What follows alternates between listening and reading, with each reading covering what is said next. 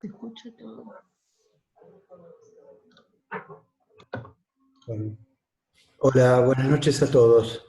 Hay un montón de chicos que no pudieron entrar porque hoy estábamos en la reunión y nos sacó y ahora le está diciendo como que está ocupado el host. Si yo recién no podía entrar, algo fallaba y recién ahora me dejó entrar. Igual supongo que se irán sumando. Bueno. Bueno, yo les diría, vayamos arrancando de a poco y creo que se van a ir sumando. A ver, quiero ver. Hay 35 personas ahora igual, por lo cual hay una buena parte de la clase. Bueno, tanto tiempo. Veo algunas caras que hace ya rato que no las veíamos. La idea de la clase de hoy es tratar de ver dudas. La mayoría, vi que muchos hicieron el test de hoy. Cuando vean las notas no se asusten porque por lo que pude ver el sistema es bastante más duro que los docentes cuando corregimos. Porque suma una opción mal marcada. Igual a mí lo que me interesa es que lo hayan hecho, tener, bueno, la tarea cumplida más allá de la nota. Y sí supongo que ahora debe haber muchas dudas. Yo lo que les voy a pedir como una cuestión de orden para que nos podamos entender es que traten de silenciar el micrófono para que no tengamos ruidos de fondo. Y después, si alguien quiere consultar, si ustedes abren el listado de participantes, van a ver que al pie tienen la opción que dice levantar la mano. Entonces, si levantan la mano, eso a mí me lo marca en la primera pantalla, así ustedes se abren el micrófono y preguntan. ¿Alguien quiere arrancar con alguna duda, algún tema que quieran ver en especial? ¿Chat? ¿Acá? Sí, bueno. A ver, la mano no me apareció, pero adelante.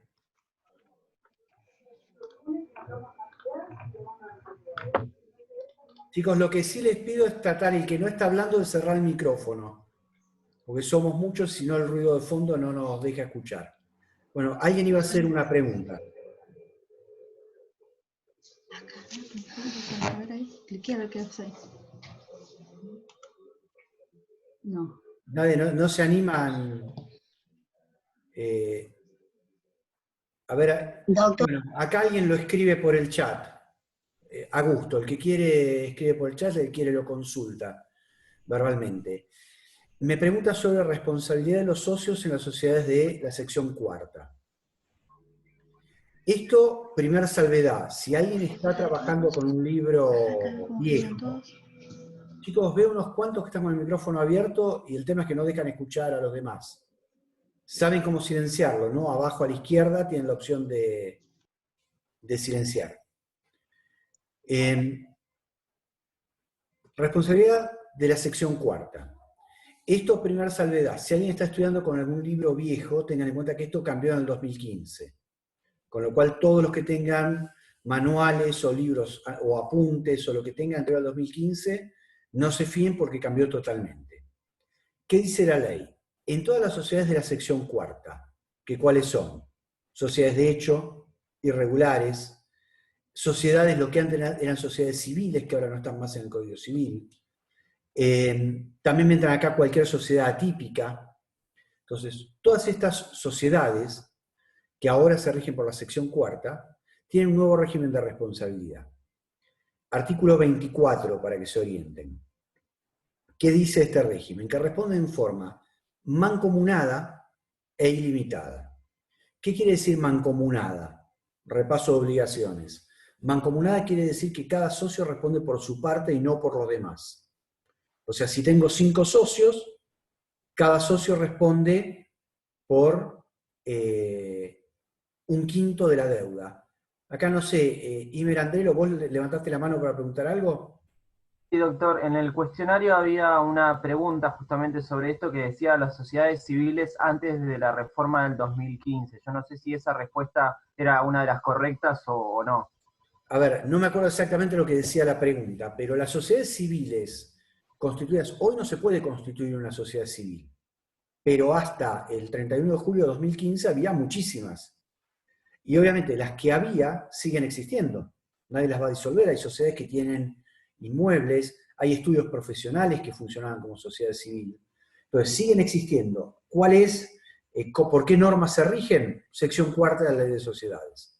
Entonces, las sociedades civiles previas al 2015, porque hoy nuevas no puede haber, se rigen por la sección cuarta.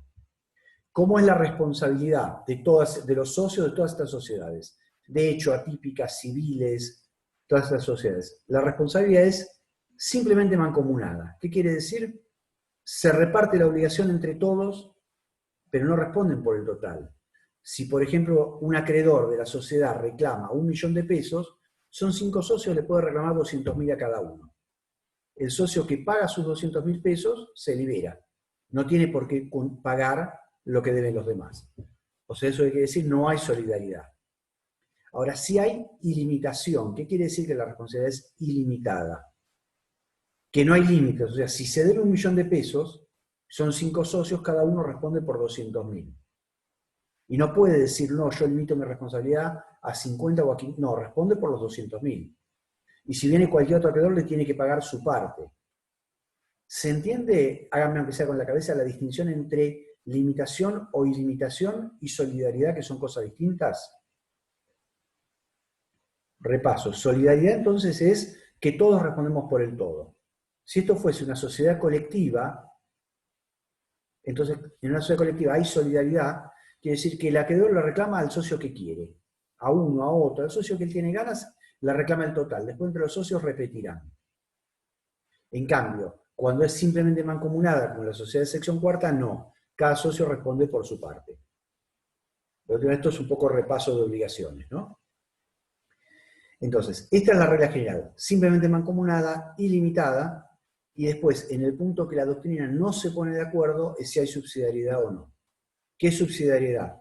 En las sociedades regulares sabemos que primero el acreedor tiene que ejecutar a la sociedad, solo cuando la sociedad no tiene más bienes, puede ir contra los socios.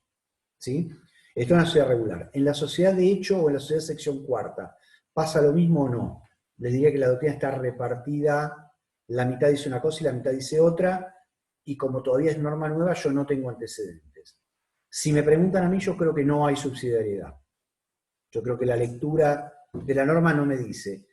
¿Por qué algunos dicen que es subsidiaria? Porque la ley anterior al 2015 decía expresamente que no era subsidiaria.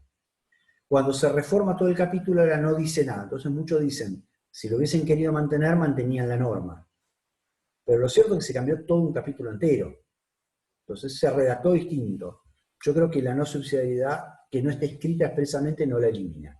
Pero ahí puede haber un punto de discusión. Lo que no hay discusión es que es simplemente mancomunada, porque lo dice expresamente la ley, y que es ilimitada. ¿Sí? Ahora, después el artículo 24 trae algunas excepciones. O sea, esta es la regla general, la que les acabo de contar. ¿Cómo responder ante terceros? De forma simplemente mancomunada e ilimitada. Pero el artículo 24 dice que hay excepciones, que son 3 básicamente. Primero, cuando en algún contrato especial se pacte otra cosa. Por ejemplo, yo tengo un inmueble y se lo alquilo a una sociedad de hecho o a una sociedad civil. Los socios responderían en forma mancomunada, pero como yo no quiero eso, yo pongo en el contrato que ante mí responden en forma solidaria y lo firman. Entonces, en ese caso, la responsabilidad es solidaria. O sea, una excepción es cuando haya un contrato específico que establezca otro tipo de responsabilidad. Otra excepción la podemos tener cuando el contrato de sociedad establezca la solidaridad, o también puede establecer otra proporción, porque la ley dice simplemente mancomunada partes iguales, pero el contrato podría decir que un socio responde por el 80 y otro por el 20. ¿Sí? Entonces, si el contrato dice eso, y el contrato es oponible, que para eso nos tendríamos que ir a las normas de oponibilidad, artículo 23, o sea, un artículo antes, si es oponible y dice eso, entonces se aplican las normas del contrato y a lo mejor la proporción es distinta. Por ejemplo, algo que yo siempre comento, a veces en curso de posgrado, pero puede ser información interesante. La AFIP exige que las sociedades de esta sección cuarta, cuando se inscriben, presenten una copia del contrato. Con lo cual la AFIP tiene todos los contratos, y los contratos por ende son oponibles a la AFIP. Si yo en un contrato puse que un socio responde por el 80% y otro por el 20%, esa cláusula es oponible a la AFIP. Y ahí la mancomunación no es en partes iguales, sino en las proporciones que dice el contrato. ¿Se entiende? Y finalmente la tercera excepción es cuando la sociedad adoptó un tipo social, después no se inscribió, entonces yo tengo una SRL irregular, no inscripta, pero la SRL es solidaria. Entonces la solidaridad se aplica. Entonces, esas son las tres excepciones, pero la regla general es simplemente mancomunada e ilimitada. ¿Se entendió? No me acuerdo, creo que Nicolás había preguntado por este tema. Yo ahora se me fue el chat. Sí, Nicolás había preguntado este tema. ¿Se entendió? O si a alguien le queda alguna duda, si quiere pregunta ahora y si no, paso a tema siguiente. Tenía una pregunta. ¿Me escuchas? Sí. Sí, mi pregunta es cuando las sociedades civiles, ¿sí?, que son antes de 2015, Sí. ¿había la posibilidad que alguna de esas sociedades haya tenido responsabilidad solidaria y pase a tener responsabilidad mancomunada ahora cuando pase a integrar la sección cuarta? A ver, justo con esas no por una razón. El Código Civil viejo establecía la responsabilidad mancomunada. Justamente la reforma de la ley copia la responsabilidad que venía del viejo Código Civil. Por eso, justo en ese caso no cambió nada. Ahora, sí te podía pasar una sociedad de hecho, que hasta el año 2015 eran solidarios, y de ahí en adelante se volvieron mancomunados. Y algún autor lo discutió, pero creo que hay, por lo menos creo que la doctrina aceptó en general, que bueno, depende de cuándo haya nacido la obligación, la responsabilidad de los socios. Si nació antes de 1 de agosto de 2015, la responsabilidad era solidaria, y si nació después era mancomunada. Por lo menos es lo que yo he leído como opinión mayoritaria de los autores. Fallo no tengo, pero bueno, recién supongo que empezarán de a poco a aparecer los fallos de una norma que es del 2015 para acá. Pero en principio pasarían a ser mancomunadas. Sí. Para mí sí, y todos los autores que he leído dicen eso. No sé si algún autor, creo que sí, alguno escuché que dice no, que la sociedad que nació con un régimen de responsabilidad no cambia, pero a mí no me convence porque la ley lo cambia. Bueno, ¿alguien tiene alguna otra duda de sociedades simples o sección cuarta? ¿No? Bueno. Siguiente pregunta. Yo sigo con el chat. Si alguien quiere preguntar algo, vos me dice. Doctor, ¿me escucha? Sí, perfecto. Acá le hice un comentario por el Messenger. Yo tenía la duda de las sociedades de la sección cuarta, si las sociedades de hecho y las irregulares poseen la personalidad jurídica desde que lo acuerdan sus socios en el contrato. A ver, esto me lleva a una discusión muy vieja, muy antigua. Todas las sociedades nacen desde que se celebra el contrato. Con lo cual, si es una sociedad irregular, no hay dudas que desde que se celebra el contrato, una sociedad civil, una sociedad típica, ahí no hay duda. La única duda queda cuando en la sociedad de hecho. ¿Qué es una sociedad de hecho? Una sociedad de hecho es una sociedad que no tiene contrato escrito. O sea, el contrato es verbal. ¿Sí? La sociedad de hecho no tiene justamente lo que la caracteriza. Si yo tengo un contrato escrito más o menos, aunque sea una hoja a mano, entre amigos, si lo firmamos, eso será una sociedad simple, pero ya no es de hecho. De hecho es la que no tiene contrato escrito. Con la sociedad que no tiene contrato escrito, la mayor parte de los autores omiten el tema. Si ustedes se ponen a ver los libros, van a ver, yo en su momento me acuerdo que lo investigué, casi todos lo omiten. Algún autor histórico decía que era la única sociedad que nace con la primera actuación pública. ¿Por qué? Porque es lógico que si yo con alguien conversé en el living de mi casa, y dijimos, bueno, sí, vamos a poner un bar, pero bueno, eso no trasciende, es un acto privado, no puede dar nacimiento a una persona jurídica. Entonces, yo estoy con algunos autores que dicen que la sociedad de hecho es la única, por excepción, que nace con el primer acto público que exterioriza la vocación de hacer un negocio juntos. A lo mejor cuando vamos y alquilamos un local juntos, cuando hacemos una visitación en común, si nos inscribimos en la FIP como socios, algún acto cualquiera que exteriorice esta vocación de ser socios. Opinión mía, y los autores que he leído van para este lado, pero muy pocos tocan el tema. Pero sería una excepción a la regla general. Toda sociedad nace cuando se contrata. Solamente que yo no, creo que no podemos hacer nacer una persona jurídica de un acuerdo porque alguien dice, sí, lo conversamos con mi socio, y ¿cómo lo pruebo? Con lo cual, yo creo que hace falta un acto público. Pero la sociedad, de hecho, todas las demás nacen con el contrato. ¿Sí? Ahí sí, Axel. Perfecto, Bueno. perfecto. ¿Alguien tiene algo? Miren que es una unidad importante esta, la de sociedades simples. ¿Alguien tiene alguna otra duda antes de que me salga y vaya al tema siguiente? ¿No? Ah, sí. Axel, te quedó la mano levantada, pero era de antes, ¿no? Bueno. Vamos, entonces, si yo sigo en el orden al chat, cualquier cosa me cortan. Hay una pregunta, exclusión de socio. ¿Por qué no hay acción judicial si el artículo 91 habla de acción de exclusión? A ver, en realidad sí hay acción judicial por regla. Hay dos, primero, ¿qué es la exclusión de socio? La exclusión de socio es la expulsión, se quiere decir, echar a alguien de la sociedad por alguna causal que ahora vamos a ver cuál.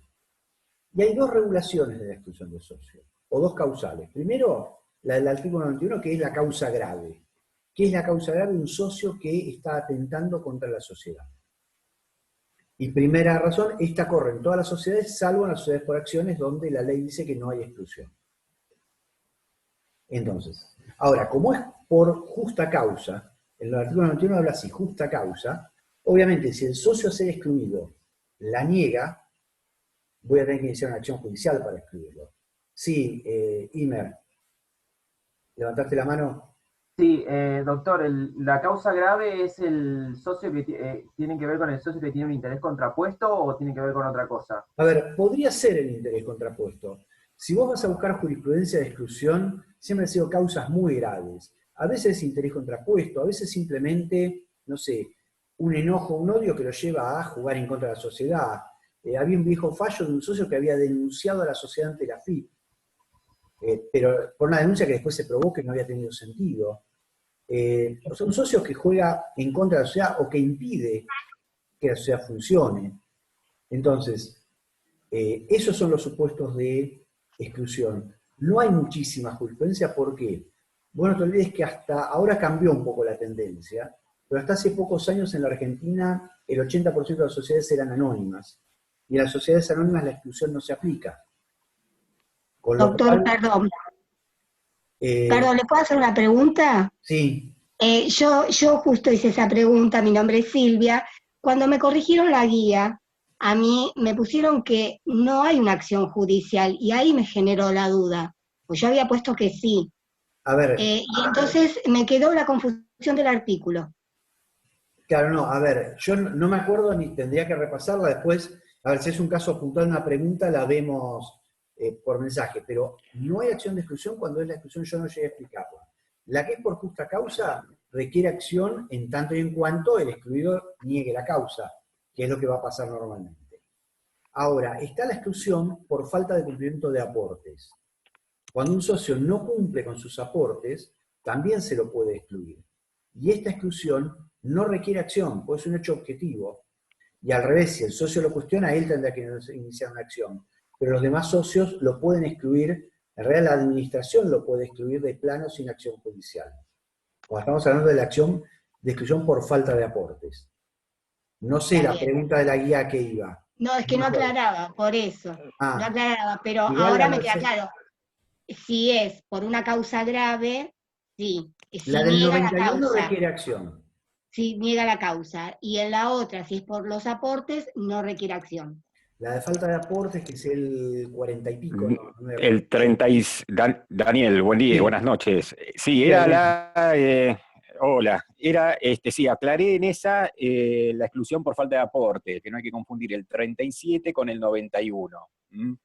Eso solo, nada más, que es que recién dijiste para la compañera, que ahí está. Ay, perdón, pero no sé si estaba la aclaración, por eso me quedó la duda. Y no, bueno. A ver, está bien. Sí. Igual, algo que aprovecho lo de la guía para contarles a todos. todos los trabajos prácticos que están haciendo, sé que algunos me habrá odiado por todo lo que los hice trabajar, pero es parte en realidad del aprendizaje. Al no tenerlos en el aula, verlos 2 veces por semana, y seguir como la forma de hacerlos que nos sigan es hacerlos trabajar. La nota, obviamente, corregimos cada guía, vieron que han tenido una devolución marcando errores, pero no con el sentido de corrección, sino con el sentido de que revean lo que pudo haber estado mal. No se hagan a veces tanto problema por una guía si la nota es mala o buena, porque no es con lo que se va a aprobar la materia, sino que lo tienen que tomar ustedes como elemento para ver cómo vienen, si hay errores para repasar los temas. Ese aprendizaje no son un mecanismo de evaluación. ¿Está claro? Por eso también le pusimos aprobado y desaprobado y no le puse una nota. Porque no estamos evaluando.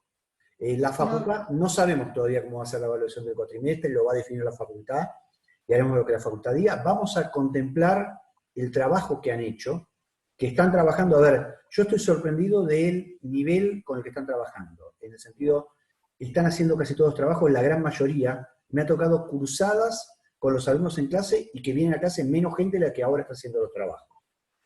Han hecho los trabajos, el 80-85% me han hecho casi todos los trabajos. Lo cual satisface y creo que vamos avanzando. Y esta clase de distancia lo que requiere es que los hagamos trabajar porque es la forma de que ustedes se den cuenta un falso concepto o un error. No se preocupen, les vuelvo a decir, por la corrección, porque no es con lo que van a aprobar la materia. Mi concepto, cuando yo mire la nota de concepto, va a ser más mirar, a lo mejor las 8, 10, 12, 14 notas que tenga. Primero, si hicieron los trabajos, si alguien tiene todos desaprobados, me marcaría que no los hizo con seriedad. Pero uno desaprobado no. Si a uno un día se le cortó la conexión a internet y no lo pudo presentar, no va a cambiar la nota de concepto. ¿Está claro? Tomen todos estos trabajos como, es parte del aprendizaje, no es evaluación. Si se quiere, el de hoy es autoevaluación, pero para que ustedes se den cuenta cómo vienen. Mi idea era tratar de llegar a hoy con que estén todos más o menos en condiciones de aprobar un primer parcial, para poder desde el miércoles arrancar con la segunda parte. ¿Sí? Gracias. Pero, ahora, esto como aclaración para todos. Volviendo al tema, exclusión. Tengo 2 exclusiones. La del 37, como me aclaró el artículo recién Adrián, que es la exclusión por falta de aporte. Un socio que no cumple con los aportes. Esa no requiere acción judicial, porque es un hecho objetivo. Y si el socio dice, no, yo sí cumplí, es el socio quien tiene que demandar a la sociedad para que lo reincorporen. Pero él quedó excluido de pleno derecho. Al revés, la acción de exclusión del 91, que es la acción por causa grave, sí requiere acción judicial si el socio niega la causa. ¿Sí? ¿Quedó entendido este tema o alguien tiene alguna duda? Gracias. No, de nada. ¿Alguien tiene alguna duda con este tema o sigo con los del chat? Cualquier cosa, no sé, veo que están... Yo de paso los presento porque ustedes no llegaron a conocer a todos los docentes.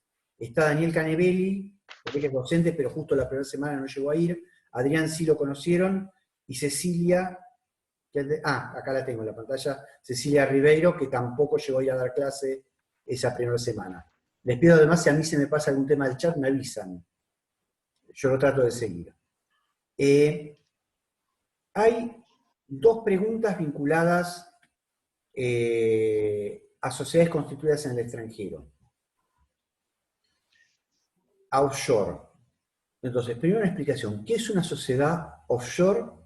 ¿Qué es una sociedad en fraude a la ley? ¿Y cuál es el régimen de ambas? Que acá me preguntan si las sociedades en fraude a la ley son nulas, y yo anticipo que no son nulas. Que eso porque estaba en alguna de las preguntas del test de hoy. ¿Qué es una sociedad en fraude a la ley? Artículo 124, para que después lo lean. El derecho internacional privado, que ustedes lo van a ver más adelante en la carrera, no creo que ninguno lo haya cursado, hay un elemento que se llama punto de conexión. ¿Qué es el punto de conexión? Es una circunstancia arbitraria que toman las leyes para decir a un acto que podría involucrar leyes de más de un país o jurisdicciones de más de un país, que ley se le aplica.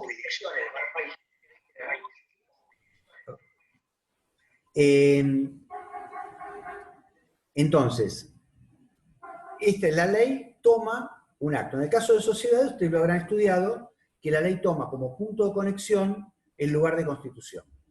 Entonces dice que a las sociedades, en cuanto a existencia, capacidad, forma, se rigen por la ley de su lugar de constitución.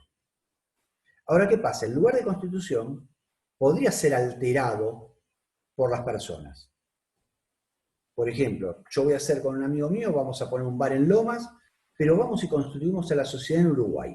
Nos tomamos el buquebús, constituimos la sociedad y volvemos. Si yo aplico la letra fría de la ley, a esta sociedad se rige por las leyes uruguayas. ¿Sí? Pero ahí entro en lo que el derecho internacional privado llama fraude a la ley. ¿Qué es el fraude a la ley?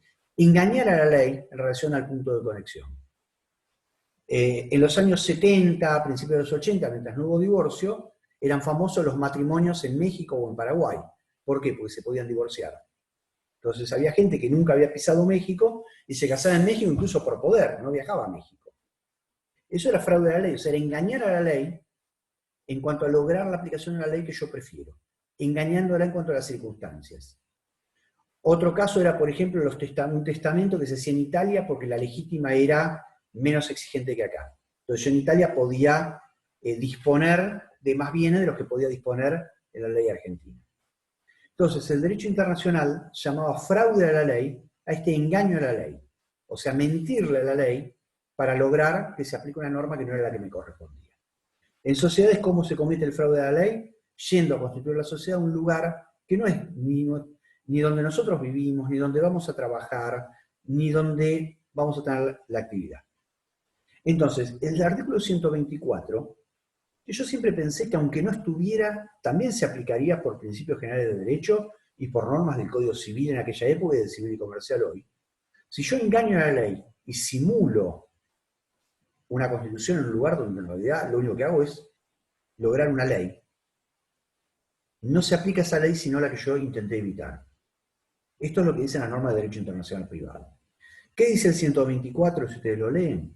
Que la sociedad constituida en un lugar que no coincide, o sea, constituida en el exterior, pero cuyo principal objeto o principal domicilio esté en nuestro país, se le aplican las normas de nuestro país. Es una norma de derecho internacional privado. Ahora, fíjense, entonces, ¿qué dice el 124? Si acá viene una sociedad constituida en las islas de Gran Caimán, pero que en realidad tiene domicilio en la Argentina, y su única actividad es un restaurante que está ubicado en Buenos Aires, bueno, le vamos a aplicar las leyes de Argentina, y no las de Gran Caimán. ¿Está claro? Aunque por aplicación de las demás normas le correspondiera a la de Gran Caimán. Eso es sociedad en fraude a la ley, eso dice el 124. ¿Qué es una sociedad offshore? Una sociedad offshore es una sociedad, o la define la doctrina como una sociedad, constituida en un lugar donde tiene prohibido actuar. ¿Qué pasa? En nuestro país nosotros no tenemos sociedades offshore, pero hay muchos países del mundo, cada vez menos, pero siguen quedando, que permiten que sociedades se constituyan por unos, no sé, $100 al año, $150 al año, les dan personería. ¿Qué quiere decir? Las inscriben, les dan un estatuto inscrito, apostillado, para que vayan a actuar en cualquier lugar del mundo, menos en ese propio país. Chicos, me aparece que en 10 minutos se va a cortar la clase por el tiempo que da Zoom. Si se corta, en 5 minutos retomamos, ¿sí? Con los mismos datos que entraron a esta. Hay que dejar pasar 3-4 minutos y ya empieza a funcionar otra vez. Si por algún motivo no funcionara, les publico enseguida en el campus otra, ¿sí? Pero sigamos mientras. ¿Qué es una sociedad offshore entonces? Son estas sociedades, yo siempre les recomiendo una película que si la pueden ver está en Netflix. Está llevada muy entretenida y explica perfectamente el negocio offshore, se llama La Lavandería.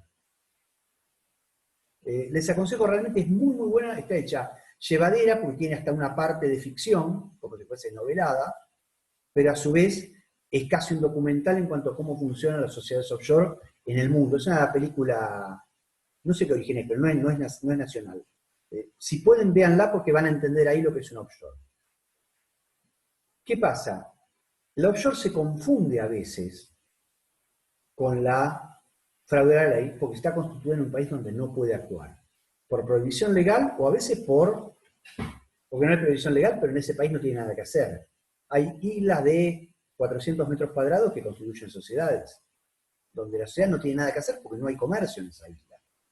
Entonces, una sociedad offshore, prohibido de hecho o de derecho o en los hechos, su actuación en el lugar que fue constituida, en nuestro país, en la ciudad de Buenos Aires por lo menos se la consideran fraude a la ley. Yo creo que es un error, porque no son sinónimos. Una sociedad offshore puede ser offshore y tener su principal domicilio en Brasil y venir a operar a la Argentina. En ese caso no sería una sociedad en fraude a nuestra ley. ¿Está claro? Ahora, en la ciudad de Buenos Aires era accesible, en el resto del país no. En el resto del país, que sea offshore no quiere decir que sea fraude a la ley, porque puede ser offshore en lugar de constitución, porque a lo mejor es panameña y es prohibido actuar en Panamá, pero la casa matriz está en Estados Unidos y viene a actuar en Argentina y acá no vamos a tener ningún reparo. ¿Se entendió la diferencia? El offshore es que no puede actuar en su país de origen. Y fraude a la ley, la que es así, también en toda la Argentina, porque sí tiene su principal sede en otro país. ¿Se entendió? ¿Alguien tenía alguna pregunta más de sociedades extranjeras?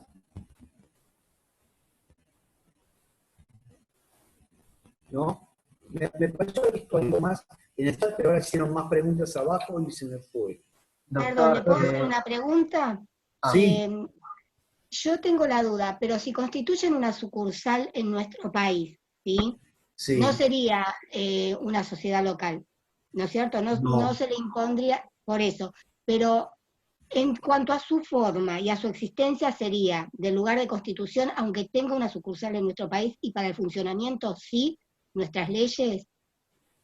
A ver, el tema es este. Por aplicación del 124, o sea, si su principal sede no está en la Argentina, o su principal domicilio no está en la Argentina, el 124 no se aplica.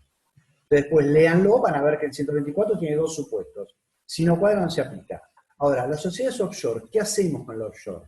Bueno, ahí van a encontrar un montón de doctrinas. Si leen a Nissen, que muchos deben estudiar en la biblioteca de la Facultad de Nissen dice directamente que la sociedad offshore no se les puede reconocer legislación de origen. Él es muy crítico de estas sociedades, con lo cual les aplica la ley argentina, porque dice, aunque tengan sede en otro lugar, yo no les voy a respetar una normativa, él lo llama de países de lavado de dinero. O sea, él tiene una postura muy tomada, que tiene su parte de razón. Yo creo que no le podemos aplicar el 124, y después tenemos que evaluar a la hora de aplicar la legislación qué normas se aplican y cuáles no. Si alguna es abusiva, podemos no aplicarla por una cuestión de orden público. Pero creo que no podemos desechar, ¿por qué? Porque no tenemos una norma que nos permita desechar.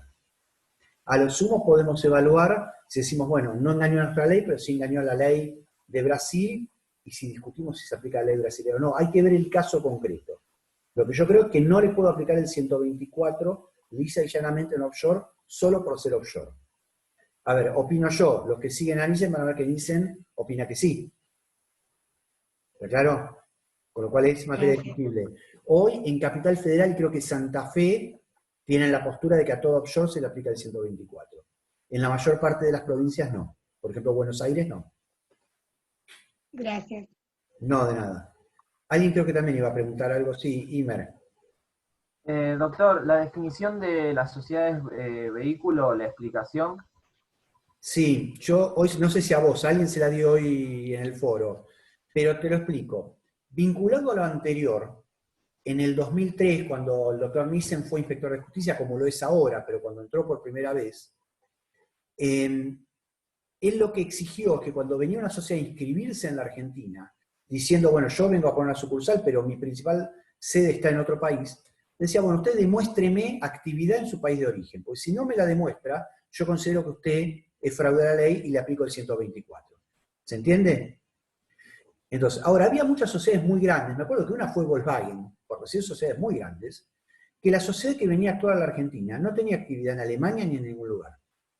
¿Por qué? Porque Volkswagen tenía la política de que cada vez que va a invertir a otro país, creaba una sociedad, de la cual Volkswagen era único accionista, y esa única sociedad invertía en el país.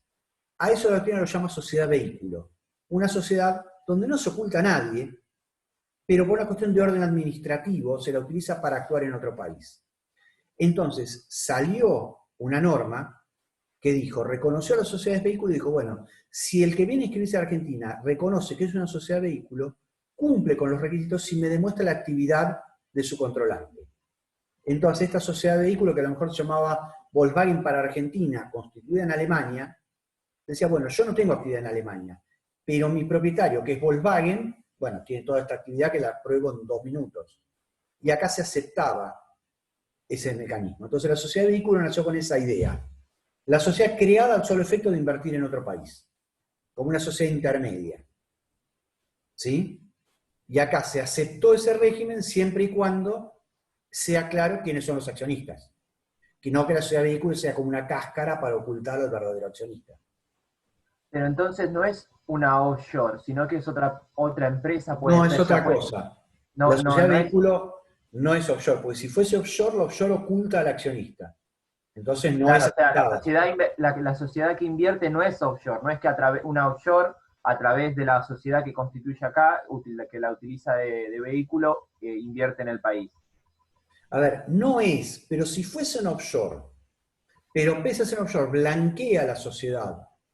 Dice, bueno, sí, yo hice un offshore en Panamá por mi estructura de negocios, pero yo le demuestro que el propietario del offshore soy yo que tengo actividad en Alemania. Y lo demuestra, esa sociedad de vehículo termina siendo aceptada. O sea, la sociedad de vehículo es como un intermediario. En tanto, el propietario verdadero muestre su cara, diga soy yo, lo demuestre y muestre su actividad, acá se las ha aceptado. Si querés, yo les aconsejé hoy, si vos buscás la resolución 22 del 2004 de IGJ, 22/04, que te va a parecer derogada, porque hoy está derogada, pero en los considerandos explica perfectamente lo que es una sociedad de vehículo. Y lo redactó Ricardo Nissen, con lo cual es casi como si tuvieras un manual. Si la googleás, que la vas a encontrar, resolución 2204 del 04 de IGJ, es casi como una explicación en 2 carillas de qué es una sociedad de vehículo. Perfecto, gracias, doctor. No, de nada. ¿Alguien tiene alguna otra duda con extranjeras? ¿No? Hola, doctor, yo Sí. tengo una duda, más que nada con respecto a los actos aislados. Usted nos había mandado a leer un texto de Daniel Truffaut, creo que se llamaba. Sí, y no me quedó muy en claro su postura, o más bien me confundió. Quería saber más que nada la postura adoptada por la cátedra, o en sí, ¿qué son los actos aislados? A ver, postura de la cátedra, esto yo como se los conté en clase, no hay. Aceptamos cualquiera mientras esté fundada y, además, los distintos docentes a veces tenemos distintas posturas. ¿Qué es lo de los actos aislados? Vos habrás visto que el 118 te dice que una sociedad constituida en el extranjero, si viene a realizar una actuación permanente, se tiene que inscribir, cumplir con un montón de requisitos, nombrar representantes, llevar contabilidad, fijar domicilio. En cambio, si viene a hacer un acto aislado, no le pedimos nada. Con que me traiga una copia de su contrato original, apostillado en su caso, traducido, como para presentarse me alcanza, no se inscribe. Entonces surgió una discusión en la doctrina, bueno, ¿cuándo un acto es aislado y cuándo no? Y la diferencia es grande. Si es aislado, viene y puede actuar perfectamente, estar en juicio. Si no es aislado, se tiene que inscribir, si no se inscribe, se le